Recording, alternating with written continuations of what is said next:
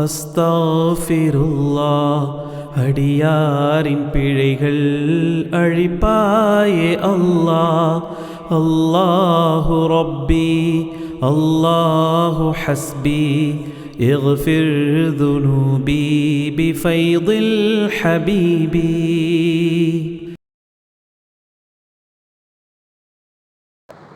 السلام عليكم ورحمة الله وبركاته. الحمد لله رب العالمين. اللهم صل على سيدنا ونبينا ومولانا محمد وعلى آله وأصحابه أجمعين. الله رب العالمين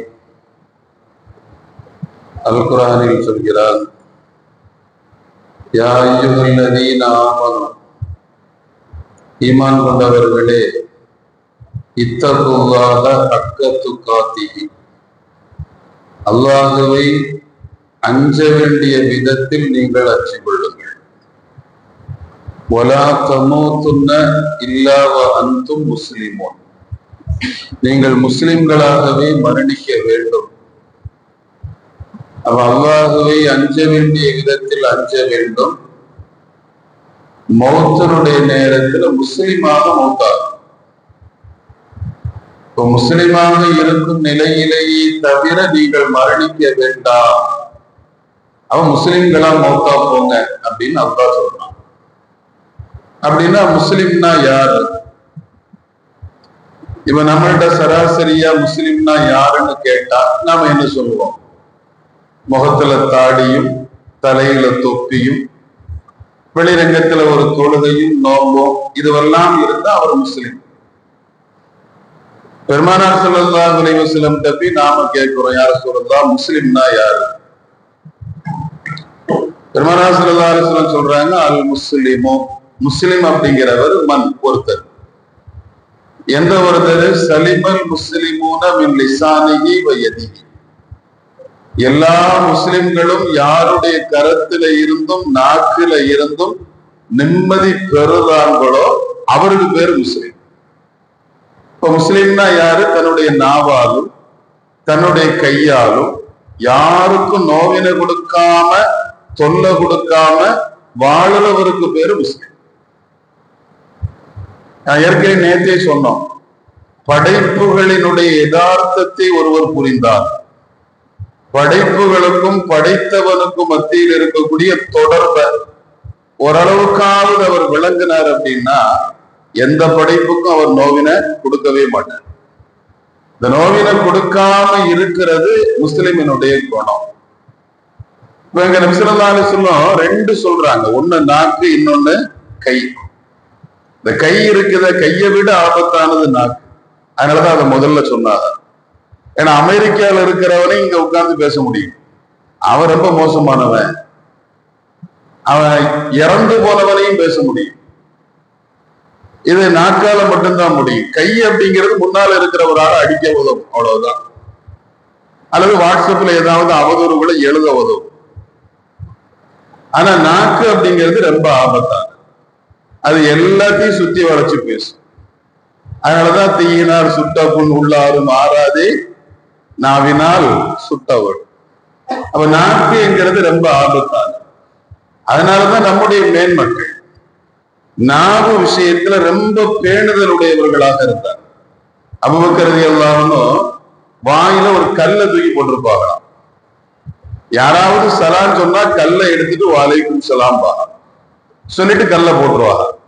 ஏன்னா யார்கிட்டயாவது பேசும்போது ஏதாவது வார்த்தைகள் வந்துடக்கூடாது, அடுத்தவங்களை காயப்படுத்துற வார்த்தைகள் வந்துடக்கூடாது அப்படிங்கிறதுக்காக, அந்த நாக்கை கண்ட்ரோல் பண்றதுக்காக வாயில கல்லை தூக்கி போட்டிருப்பாங்க. உமர் ரலியல்லாஹு அன்ஹு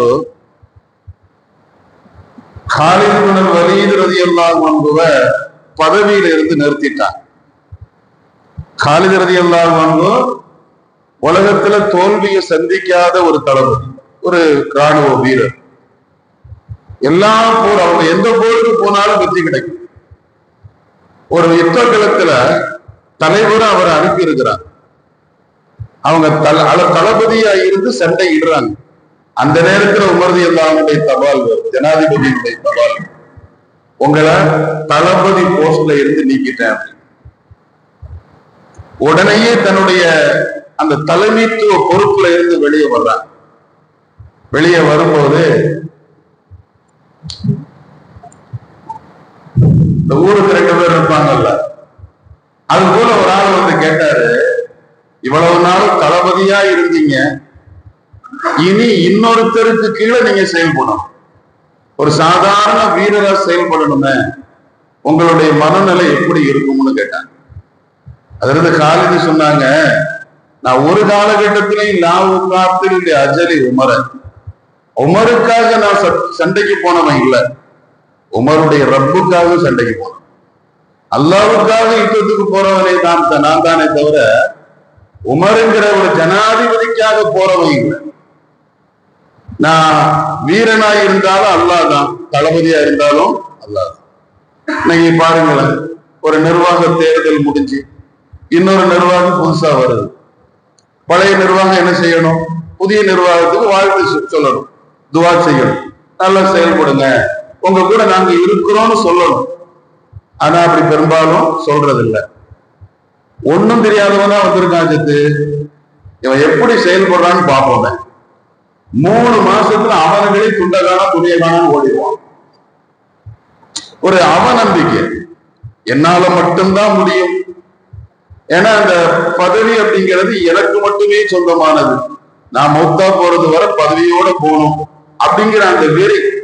அடுத்தவங்க விஷயத்துல வார்த்தைகளை, தேவையில்லாத வார்த்தைகளை விட்டது. ஆனா காலிதிரதியெல்லாம் வந்து ஒரே நோக்கம்தான், அல்லாதான். அது உமர் ஜனாதிபதியா இருந்து என்ன தளபதி ஆக்கினாலும் அல்லாதான், நான் வீரனா செயல்பட்டாலும் அல்லாதான். இந்த ஒரு மனோநிலை ஒரு முஸ்லிமனுடைய குணம். அதனாலதான் அந்த சஹாபிகளை குர்ஆன் சொல்லும் போது அல்லாஹ் அவங்களை பொருந்திக்கிட்டான், அவர்கள் அல்லாஹ்வை பொருந்தி கொண்டார். அவர் 2 பக்கத்திலையும் ரிவா என்கிற பொருத்தம் கிடைக்கிறதுக்கு காரணம் என்ன? ஒரு யதார்த்த முஸ்லிமினுடைய செயல்பாடுகள் அவங்ககிட்ட இருக்கு. மருதியெல்லாம் தெருவுல போயிட்டு இருந்தாங்க, சில பேர் நெருப்பு மூட்டிட்டு இருந்தாங்க. அந்த நெருப்பை மூட்டிட்டு அதனுடைய வெளிச்சத்துல கதகதப்புல உட்கார்ந்து இருக்கிறாங்க. தூரத்துல பார்த்த உமர்தியெல்லாம் அவங்கள்ட்ட போய், யா அகில லவ், வெளிச்சத்தில் இருப்பவர்களேன்னு கூப்பிட்டாங்க. ஆக்சுவலா என்ன சொல்லி இருக்கணும்? யா அகில நார், நெருப்புடையவர்களேன்னு சொல்லி இருக்கணும். அந்த நாருங்கிற வார்த்தையை பயன்படுத்தி இருக்கணும். ஆனா அதை பயன்படுத்தாம வெளிச்சம் என்கிற வார்த்தையை பயன்படுத்தினான். என்ன காரணம்? நாம அல்லாஹ்ட்ட கேட்கிறோம்ல, அல்லாஹும்ம அஅதிக்னா மினன் நார், நரகத்தில இருந்து எங்களை விடுவித்திரேன்னு கேட்கிறோம். நாருனா நெருப்புன்னு அர்த்தம் வச்சாலும் நடைமுறையில் என்ன ஆயிடுச்சு? நரகம். இப்ப அவங்கள்ட்ட போய் அகில நார் அப்படின்னு சொல்லும் போது அவங்க வருத்தப்படுவாங்களா இல்லையா? மருதியல்லாவும் என்ன நரகவாசின்னு கூப்பிட்டாரு. அப்ப அவங்க மனசுக்கு வருத்தம் வருங்கிறதுனால நாருங்கிற வார்த்தையை நாரா கிழிச்சு லவ், வெளிச்சம் என்கிற வார்த்தையை பயன்படுத்துறாங்க. இந்த வார்த்தைகளினுடைய எப்படி ஒரு வார்த்தை பயன்படுத்தப்படணும் அப்படிங்கிறத நம்ம யோசிச்சு, அதனால ரசூலுல்லாஹ் சொன்னாங்க, பேசுறதுக்கு முன்னால யோசிச்சு பேசுங்க. ஏன்னா ஒரு வில்லுல இருந்து அம்பு புறப்பட்டுடுச்சுன்னா அந்த அம்பை திரும்ப ரிட்டர்ன் வானு கூட்டா வராது, அது போயிட்டுதான் இருக்கும். அது போல வாயில இருந்து வந்த வார்த்தை அதை நாம விட்டுட்டோம் அப்படின்னா எவ்வளவு நாள் ஆனாலும் அந்த வார்த்தையினுடைய விபரீதம் மனசை விட்டு விலக. அப்ப அடுத்த மனங்கள் காயப்படுத்தப்படக்கூடாது அப்படிங்கிறதுல அல்லாஹ் ரப்புல் ஆலமீனும் நபி ஸல்லல்லாஹு அலைஹி வஸல்லம் ரொம்ப கவனமாக வார்த்தைகளை கையாள வேண்டும் என்று முஸ்லிம்களுக்கு உத்தரவுறாங்க. இது ஒரு முஸ்லிம்களுடைய யதார்த்தமான குணம். நீங்க நம்ம பார்க்கிறோம் இல்லையா? அபூபக்கர் ரலியல்லாஹு அன்ஹு உட்கார்ந்து இருக்கிறாங்க. ஒரு யூதர் வந்தார், ஸல்லல்லாஹு அலைஹி வஸல்லம் கூட இருக்கிறாங்க. ஒரு யூதர் வந்தார்.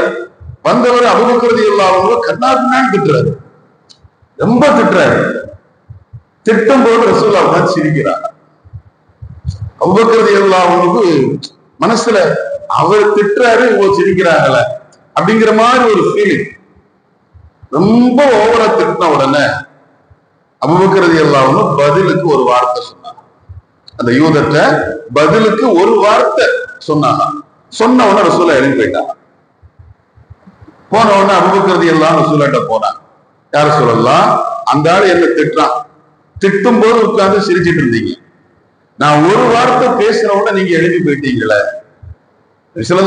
சொன்னாங்க, அவரு திட்டினாரு, நீ பேசாம இருந்த, அல்லாஹ் 2 மலக்கு அனுப்பணும். அந்த 2 மலக்கும் அந்த யூதனை சபிச்சுக்கிட்டே இருந்தாங்க. எப்ப நீ பேச வாய திறந்தியோ 2 மலக்கும் போயிட்டாங்க. மலக்கு இல்லாத இடத்துல எனக்கு என்ன வேலை, நான் போயிட்டேன். இன்னைக்கு யோசிச்சு பாருங்க, யாராவது ஒரு முஸ்லிமோட சண்டை போடுறாரு, வாய் தகராறு, இவர் ஒரு வார்த்தை சொன்னா 9 வார்த்தை பேசுவார். சரி, ஏதோ ஒரு விஷயத்துல என்னுடைய சகோதரன் தானே, அவர் வார்த்தையை விட்டுட்டான், நாம கொஞ்சம் பொறுமையா போவோம், நமக்கு அதுல அதெல்லாம் ஒரு பெரிய உயர்வை வச்சிருக்கிறான், அந்த மனநிலை அறவே கிடையாது. நீயா நானா, நீ எப்படி அந்த வார்த்தையை பேசலாம், அப்புறம் அப்படிதான் அவர் நம்ம விட்டு மலக்குகளும் அல்லாஹ்வுடைய உதவிகள் தூரமா போறதுக்கு என்ன காரணம்ங்கிறத நாம வழங்கணும். நமக்கு அல்லாஹ் எப்படி வேணாலும் சோதிப்பான். ஒரு தெம்மாடியை விட்டு கண்ணா பின்னான்னு திட்ட வச்சு அந்த திட்ட வாங்கும் போது மனசு என்ன பாடுபடுதுன்னு அல்லாஹ் பார்ப்பான். அல்லாவே சொல்றானா, என்ன போய் திட்டானே அப்படின்னு ஒரு ஃபீலிங் வருதா, அந்த அனானியத்து நான் என்கிற உணர்வு வருதா, இந்த உணர்வு வராம அடங்கி போறாரா, அடங்கி போய் கோபம் வரும்போது அந்த கோபத்தை அடக்கி நின்று எனக்கு ஒரு ரப்பம் உண்டு, அவன் இதற்கான விசாரணையை மேற்கொள்வான் அப்படிங்கிற நம்பிக்கையோட போறாரா, இல்லது நானே இதை கையில் எடுத்துக்கிறேன், நான் பார்த்துக்கிறேன் அப்படிங்கிற உணர்வோடு அவர் நிற்கிறாரா அப்படிங்கிறது அல்லாஹ் பார்க்கிறான். அதனாலதான் ஸல்லல்லாஹு அலைஹி வஸல்லம் ரொம்ப அற்புதமான ஹதீஸ்.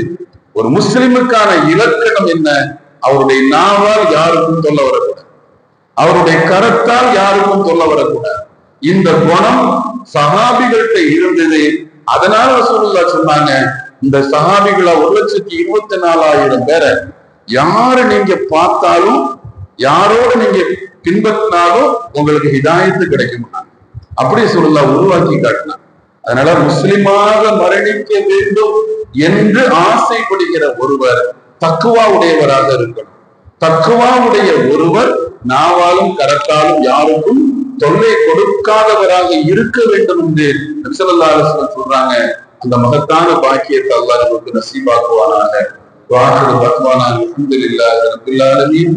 சுப்ஹானல்லாஹி வ பிஹம்திஹி சுப்ஹானக அல்லாஹும்ம வ பிஹம்திக அஷ்ஹது அன் லா இலாஹா இல்லா அன்த அஸ்தக்ஃபிருக வ அத்தூபு இலைக். சுப்ஹான ரப்பிக ரப்பில் இஸ்ஸத்தி அம்மா யசிஃபூன் வ ஸலாமுன் அலல் முர்ஸலீன் வல்ஹம்துலில்லாஹி ரப்பில் ஆலமீன். بحق صلى الله على محمد صلى الله عليه وسلم صلى الله على محمد صلى الله عليه وسلم صلى الله على محمد صلى الله عليه وسلم. اللهم صل على محمد وعلى أهل البيت وسلم وصل على جميع الأنبياء والمرسلين والحمد لله رب العالمين. السلام عليكم. அல்லாஹு அல்லாஹ் அஸ்தக்ஃபிருல்லாஹ். அடியாரின் பிழைகள் அழிப்பாயே அல்லாஹ். அல்லாஹு ரப்பி அல்லாஹு ஹஸ்பி اغفر ذنوبي بفيض الحبيب.